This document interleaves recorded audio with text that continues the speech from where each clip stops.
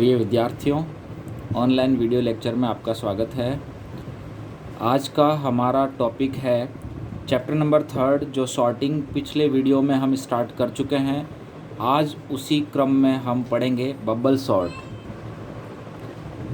पिछले वीडियो में हमने सॉर्टिंग की डेफिनेशन, सॉर्टिंग का उपयोग और उसके बाद सॉर्टिंग से रिलेटेड कुछ शब्दावली जैसे increasing order, decreasing order, non increasing, non decreasing तथा इसके अलावा हमने in place sorting, not in place sorting, है ना, अडाप्टिव, नॉन अडाप्टिव, इस प्रकार से कुछ हमने शब्दावली वहाँ पर पढ़ी थी। आज हम बबल सॉर्टिंग पढ़ने जा रहे हैं। यह बबल सॉर्ट एक इन प्लेस सॉर्टिंग का उदाहरण है। चलिए शुरू करते हैं बबल सॉर्ट।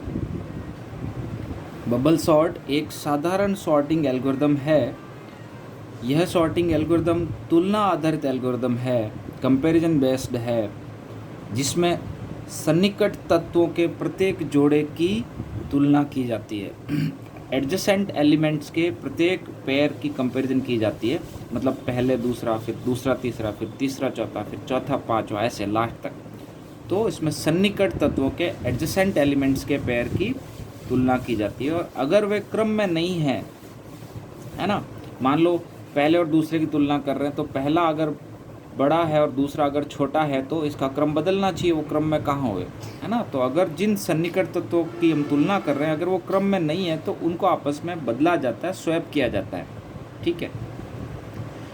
ये इसका मेथड होता है। इस एल्गोरिदम की औसत और सबसे खराब स्थिति में जो समय जटिलता होती है वो होती है O(n²), है ना। इसकी टाइम कॉम्प्लेक्सिटी होती है O(n²), जहाँ n टोटल सॉर्ट किए जाने वाले एलिमेंट्स की संख्या है। अच्छा, और यह सॉर्टिंग बड़े डाटा सेट के लिए उपयुक्त नहीं है क्योंकि इसकी टाइम कॉम्प्लेक्सिटी ज़्यादा है।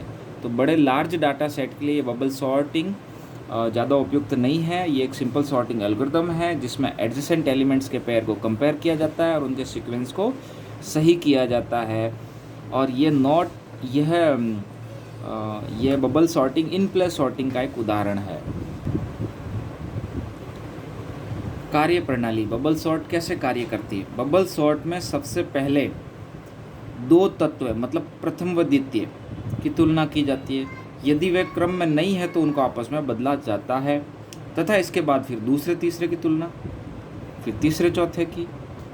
इस प्रकार अंत तक तुलना करते हैं और उनका क्रम सही करते हैं। और ऐसा करने से एक राउंड के बाद, एक चरण के बाद सबसे बड़ा तत्व जो है लास्ट इंडेक्स पर आ जाता है, ठीक है। तो ये इसकी कार्यप्रणाली होती है। अगर हमारे एरे में n अवयव है तो हमें ये चरण, ये प्रक्रिया n-1 बार करनी होगी। मतलब अगर हमारा एरे मान लो 5 एलिमेंट्स का है तो उसमें 4 चरण होंगे, है ना। क्या होगा, पहला दूसरा, दूसरा तीसरा, तीसरा चौथा, चौथा पांचवा, पहला चरण हो गया। ऐसा करने से सबसे हेवीएस्ट लास्ट वाला पहुंच गया। अब जो दूसरा चरण चलेगा उसमें 3 कंपेरिजन ही होंगे, पहला दूसरा, दूसरा तीसरा, तीसरा चौथा, पाँचवें पे नहीं जाएगा क्योंकि पाँचवा पहले चरण में फिक्स हो गया। अब दूसरे चरण के बाद नीचे 2 भारी सबसे नीचे बैठ गए। अब जो तीसरा चरण होगा उसमें सिर्फ 2 कंपेरिजन होंगे, पहला दूसरा और दूसरा तीसरा। और ऐसा करने से इस तीसरे चरण में अब वो तीसरा हैवीएस्ट भी नीचे लास्ट इंडेक्स पर, थर्ड लास्ट पर पहुंच गया। और फिर चौथे चरण में फिर एक ही कंपेरिजन होगा, पहला दूसरा, है ना। और इस प्रकार से ये तो इसकी कार्यप्रणाली होती है ना। मतलब अगर किसी एरे में n अवयव हैं तो n-1 चरण पासेज वहाँ पर होंगे और ये बबल सॉर्ट वर्क करेगा। नॉट, इस सॉर्टिंग का नाम बबल सॉर्ट इसलिए है क्योंकि इसमें प्रत्येक चरण में सबसे बड़ा वाला जो एलिमेंट होता है वो सबसे नीचे लास्ट इंडेक्स पर चला जाता है और जो छोटे तत्व हैं, हल्के कम वैल्यू वाले तत्व या एलिमेंट्स हैं वो ऊपर आते हैं। जैसे पानी में हवा का बबल ऊपर आता है, तो उसी से ये नाम लिया गया है इसका, बबल सॉर्ट। अब इसका एल्गोरिदम देखिए। इसका एल्गोरिदम क्या है, बबल सॉर्ट, लास्ट में आ रहा है एंड बबल सॉर्ट। इसमें क्या हो रहा है, फॉर ऑल एलिमेंट्स, जब तक सारे एलिमेंट सॉर्ट नहीं हो जाते, for all elements the list, और उसके बाद में ये एंड फॉर भी किया हुआ है। तो इस फॉर लूप में क्या हो रहा है, सारे एलिमेंट्स की सॉर्टिंग होने तक में क्या हो रहा है, इफ़ लग रहा है, इफ़ लिस्ट आई, कोई एक एलिमेंट i+1 उसके बाद वाले एलिमेंट से अगर बड़ा है, greater, if I is greater than i+1 then swap it, आपस में इनको बदल दो, है ना, एंड इफ़। इस प्रकार से अपने को ये करते जाना लूप, और जब तक सारे एलिमेंट सीक्वेंस में अरेंज नहीं हो जाते तब तक हमें ये प्रक्रिया को दोहराना है। तो इस प्रकार से सिंपल सा बबल सॉर्ट का एक एल्गोरिदम है। अब हम इस बबल सॉर्ट का एक उदाहरण लेते हैं और उसको उदाहरण से समझते हैं। यहाँ पर हम बबल सॉर्ट का एक उदाहरण समझते हैं। इस उदाहरण में आप देखिए, मैंने एक अनसॉर्टेड एरे लिया है जो 5 एलिमेंट्स का है, जिसमें एलिमेंट्स हैं 14, 33, 27, 35 और 10। ये 5 एलिमेंट्स का एक एरे है। यहाँ पर कितने चरण चलेंगे, यहाँ पर 4 चरण होंगे। पहले चरण में ये 4 कंपैरिजन होंगे, दूसरे चरण में ये 3 कंपैरिजन होंगे, तीसरे चरण में ये 2 कंपैरिजन होंगे, और लास्ट चौथे चरण में सिर्फ ये 1 कंपैरिजन होगा, और इसके बाद में हमें ये सॉर्टेड एरे मिल जाएगा। अब ये कैसे वर्क करेगा इसको अपन पूरा समझते हैं। मैंने अभी पिछले डिटेल में बताया था कि इसमें एडजेसेंट एलिमेंट्स मतलब सन्निकट तत्वों की तुलना की जाती है और उसका क्रम सही किया जाता है। और अगर इसमें n एलिमेंट है तो n-1 इसमें चरण होंगे, पासेज होंगे। मतलब पहले चरण में क्या होगा, पहला दूसरा, दूसरा तीसरा, तीसरा चौथा, चौथा पाँचवा, है ना। तो ये पहला दूसरे का, दूसरा तीसरे का, तीसरे चौथे का, चौथे पाँचवे का। उसके बाद एक राउंड के बाद, एक चरण के बाद सबसे हैवीएस्ट नीचे आ चुका होगा, और वहाँ पर पहला दूसरा, दूसरा तीसरा और तीसरा चौथे तक ही चलेगा। और ये दूसरे चरण के बाद 2 हैवीएस्ट नीचे आ चुके होंगे, है ना, और फिर पहला दूसरा और दूसरा तीसरा, और इसके बाद अब 3 फिक्स हो चुके हैं नीचे हैवीएस्ट हो जाएंगे, और फिर पहले दूसरे का कंपेरिजन होकर सही होकर फाइनल हमें ये मिल जाएगा। अब इस उदाहरण को हम करते हैं, देखिएगा। सबसे पहले यहाँ पर ये है 14, 33, 27, 35, 10। यहाँ पर पहला और दूसरा कंपेयर होंगे। यहाँ पर पहले और दूसरे में आप तुलना करिए, 14 और 33, क्या कोई अंतर आया? कोई अंतर नहीं आया। 14 अपनी जगह पर रहेगा, 33 अपनी जगह पर रहेगा, और 27, 35, 10। अब कंपैरिजन होगा दूसरे और तीसरे का, 33 और 27। तो इसमें कोई चेंज आएगा? यस, 27 ऊपर गया, 33 नीचे गया, 14 अपनी जगह पर, 35 अपनी जगह पर, और 10 अपनी जगह पर, है ना। तो ये क्रम में नहीं था तो क्रम बदल गया। अब दूसरे तीसरे के बाद अब तीसरा और चौथा, 33 और 35, कुछ नहीं बदला। तो यहाँ पर 14, 27, 33, 35 और 10। अब होगा चौथे और पाँचवें का कंपैरिजन। चौथे और पाँचवें कंपैरिजन में आप देखिएगा 10 और 35 है, तो 10 ऊपर जाएगा, 35 नीचे आएगा। तो इसको अपन नीचे लिखते हैं। कैसे लिखेंगे? ये यहाँ पर देखिए 10 ऊपर चला गया और 35 नीचे आ गया, और बाकी 14, 27, 33 जो है 14, 27 और 33। तो एक चरण हमारा ये पूरा हो गया जिसमें 4 कंपैरिजन हुए। और उसके बाद आप देखेंगे तो एक चरण के बाद सबसे जो हैवीएस्ट है, मैं इसको डार्क कर रहा हूँ, ये सबसे हैवीएस्ट जो है वो यहाँ पर सबसे नीचे आ चुका है। अब इस दूसरे चरण में वापस से वही फर्स्ट और सेकंड का कंपैरिजन करिए। फर्स्ट और सेकंड में 14 और 27 है तो कुछ नहीं बदला, 14 और 27 वैसे ही रह गए, और 33, 10 और 35। अब पहले दूसरे के बाद दूसरे तीसरे का कंपैरिजन करिए, 27 और 33, इसमें भी कुछ नहीं बदला, तो 14, 27 और 33, 10 और 35। अब तीसरे और चौथे का कंपैरिजन करिए, 33 और 10, और ऐसा करने से 10 ऊपर जाएगा, 33 नीचे आएगा। और अब चरण भी ये पूरा हो रहा है, क्योंकि हमें तीसरे चौथे के बाद चौथे पाँचवें का करना ही नहीं है। पाँचवा तब फिक्स हो चुका है ना, ये तो फ्रीज हो चुका है। ये एलिमेंट फ्रीज हो गया, क्योंकि एक चरण के बाद एक फिक्स हो गया है ना। तो अब हमारा ये चरण पूरा हो गया। तीसरे चौथे कंपैरिजन में 10 ऊपर जाएगा और 33 नीचे आएगा। तो ये देखो, ये 35 तो पड़ा ही है। अब यहाँ पर 10 ऊपर गया और ये 33 नीचे आया, और बाकी 14, 27 वो अपनी जगह पर। तो हमारे 2 चरण पूरे हो चुके हैं। और पहले सबसे लास्ट के 2 जो हैं वो देखिएगा, 33 और 35 अपनी जगह पर आ चुके हैं। मतलब ये 2 फ्रीज हैं। अब ये तीसरा चरण चलेगा। इस तीसरे चरण में वापस वही पहले दूसरे का कंपैरिजन करिए। पहले दूसरे में 14 27, तो 14 27 अपनी जगह पर ही रहेंगे और 10 33 एंड 35 ये दो फिक्स हैं। अब यहाँ पर पहले दूसरे के बाद अब दूसरे और तीसरे का कंपैरिजन करिए। दूसरे और तीसरे में 27 और 10 हैं, तो ये बदल कर अपनी पोजीशन चेंज कर लेंगे, आपस में स्वैप हो जाएंगे। 10 ऊपर जाएगा, 27 नीचे आएगा। आप यहाँ पर देखेंगे कि ये तीसरा चरण यहाँ पूरा हो रहा है, क्योंकि हम 2 चरण पूरे कर चुके हैं। 2 चरण पूरे करने की वजह से अब तीसरे चरण में पहले 2 तो फिक्स हैं, 33 35 अपनी जगह पर हैं, और तीसरे चरण में हमने पहले दूसरे का कर लिया, अब दूसरे तीसरे का कर लिया। अब तीसरा चौथा नहीं होगा, मतलब नेक्स्ट चरण शुरू होगा। इसलिए अब यहाँ पर ये जो है 27 और 10 का एक्सचेंज हो जाएगा, तो ये 33 और ये 35 पड़े हैं नीचे 2, और 27 और 10 में 10 ऊपर गया, 27 नीचे आया और 14 अपनी जगह पर पड़ा रहा। ये तीसरा चरण पूरा होने से अब नीचे के जो 3 हैं वो अपने सीक्वेंस में आ चुके हैं। ये फ्रिज हैं, है ना। इसको मैं जैसे यहाँ पर इसको डार्क करता हूँ ये। अब इसके बाद आप देखिएगा चौथे चरण में बचे हुए 2 एलिमेंट फर्स्ट और सेकंड का कंपैरिजन होगा। 14 और 10 है, तो 14 और 10 का आपस में कंपैरिजन होगा, तो वापस वो स्वैप करेंगे। और यहाँ पर इस चौथे चरण में सिर्फ एक ही कंपैरिजन हो रहा है, एक ही तुलना हो रही है, तुलना एक ही हो रही है। और 10 ऊपर जाएगा, 14 नीचे आएगा, और ऐसा करने से फाइनली रिजल्ट बन जाएगा 10 14 27 33 35। तो आप देखिएगा 5 एलिमेंट्स का ये एरे था, 5 एलिमेंट्स का ये एरे था। तो 5 एलिमेंट्स का एरे होने की वजह से यहाँ पर क्या हुआ, 5 एलिमेंट्स का एरे होने की वजह से यहाँ पर 4 चरण चले, पहला दूसरा तीसरा और चौथा। पहले चरण में 4 कंपैरिजन, दूसरे चरण में 3, तीसरे में 2 और चौथे में सिर्फ 1 कंपैरिजन, एक ही तुलना, है ना।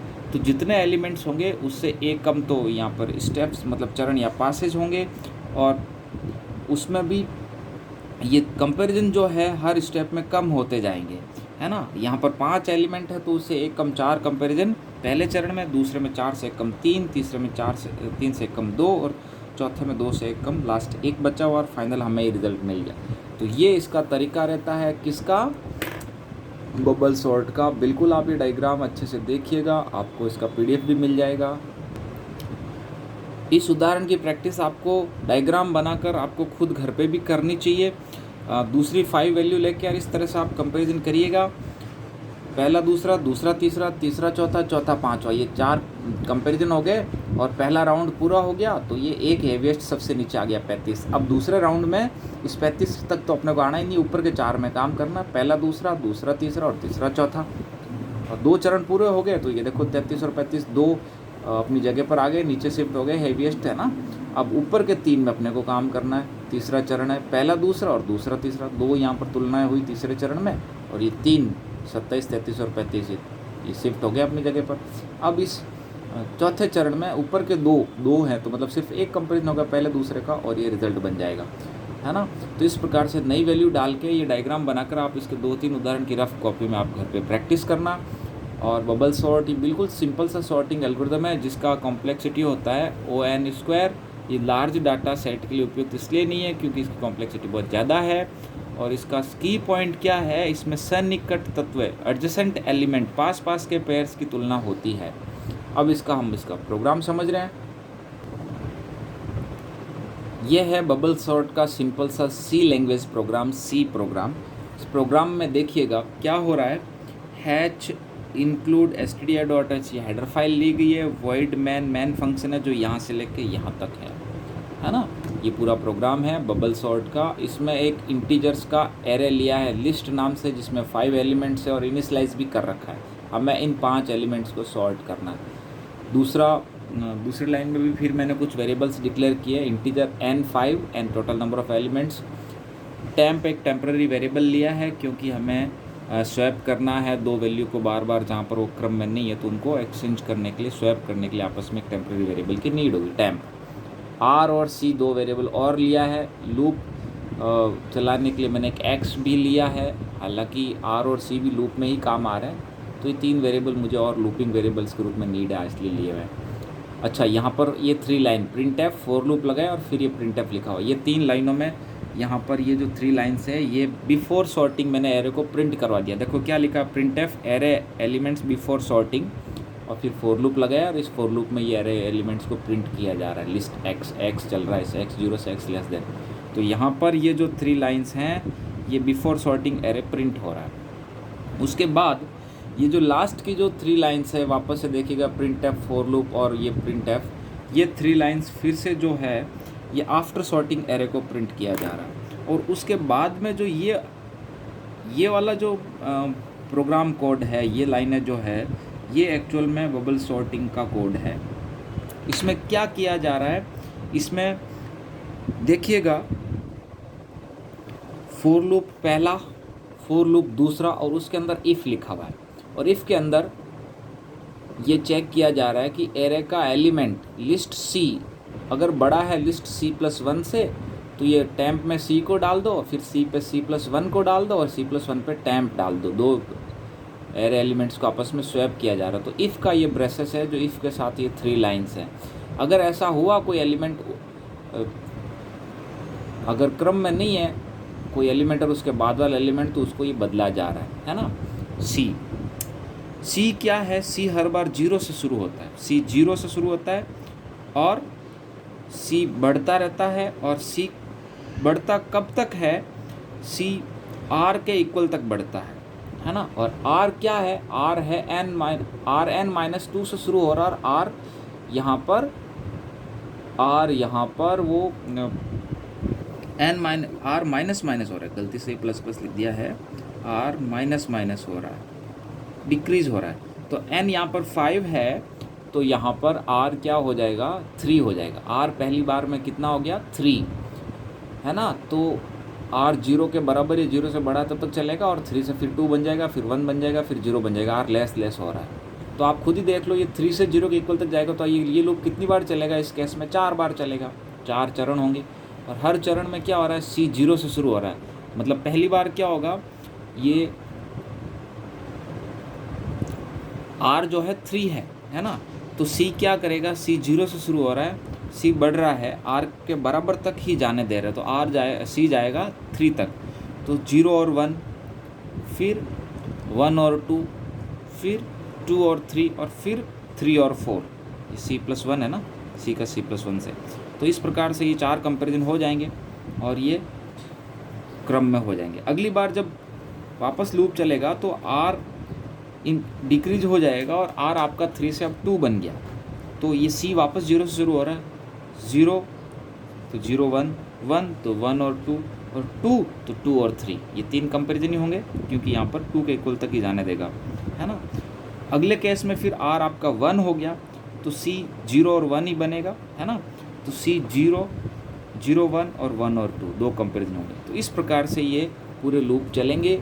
ये सिंपल सा बबल सॉर्ट का एक प्रोग्राम है। ये आउटर लूप और इनर लूप की थ्योरी तो आपने 2D एरे में भी पढ़ रखी है, इसमें कोई ज़्यादा मुझे एक्सप्लेन करने की ज़रूरत नहीं है। लूप आपको दे दिया है बना के मैंने, 2 लूप लगते हैं, ये माइनस लिखा हुआ है ना। तो यहाँ पर r की जो वैल्यू है फर्स्ट लूप में, वो यहाँ पर दूसरे लूप में काम आ रही है कि c को कहाँ तक चलने देना है ना। तो फालतू एक्स्ट्रा कंपैरिजन नहीं होंगे, यहाँ पर r को काम में लिया जा रहा है और ये स्वैपिंग किया जा रहा है। तो सिंपल सा है। ब्रेसेस मैंने सिर्फ इफ़ के साथ लगाए क्योंकि इस 4 के साथ ये 4 ऑटोमेटिकली कनेक्ट रहेगा, अटैच रहेगा, और ये 4 अपने आप इस इफ़ को कनेक्ट रखेगा, अटैच रखेगा। तो आप चाहें तो बोले ये इसका और ओपन करो, इसका और ओपन करो, तो फिर ये 2 क्लोज करने पड़ेंगे, बट ब्रेसेस लगाने की यहाँ पर नीड नहीं है। तो ये सिंपल सा बबल सॉर्ट का एल्गोरिदम है, इसको आप अच्छे से समझ लीजिएगा और क्लियर करिए। इस चैप्टर नंबर 3 में टोटल 5 सॉर्टिंग टेक्निक्स हैं। हमने पहली आज पढ़ी है बबल सॉर्ट। नेक्स्ट में हम इस प्रकार से इंसर्शन, सेलेक्शन, मर्ज और क्विक, बची हुई 4 भी पढ़ेंगे। आप बुक्स में भी साथ में देखते रहिएगा। ये बबल सॉर्ट काफ़ी इम्पोर्टेंट सॉर्टिंग एल्गोरिदम है, इसको आप अच्छे से समझेंगे। आपको PDF नोट्स भी मिल जाएंगे। ओके।